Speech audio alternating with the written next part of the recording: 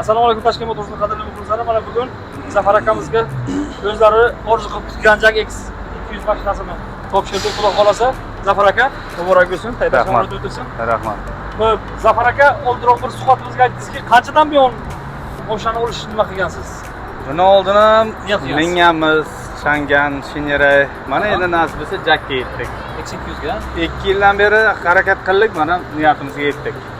Endi ko'pchilik mijozlarga aytamiz, misol kompaniya haqida gapirishmamcha unchalik nimasi yo'q. Xizmatlardan rozimisiz aka? Xudoga shukr roziman. Salomat bo'ling. Xo'p, qachon mashinani to'lovga keldingiz? Qanchada olib chiqdingiz mashinani? Real. Kelgan bo'lsam, hali 1 soat bo'lmadi. Aha. Yarim soatga ishimiz bitdi. Endi bankka bo'lib to'lovlarni qilganimizni hisoblasak 2 soat ichida xudo xolasa 1 soat zatroq bo'ladi. Aha. Akajon rahmat, bizga berilgan ishonch uchun ham. Bugun xudo xolasa nima faoliyat olib borasiz aka X200? Nasib bo'lsa chorva ferma xo'jaligimiz bor, shunga ishlatish niyatimiz. Chorvangizdan barakasini bersin aka. Xudo xolasa davomiy bo'ladi degan umiddamiz aka. Salomat bo'ling.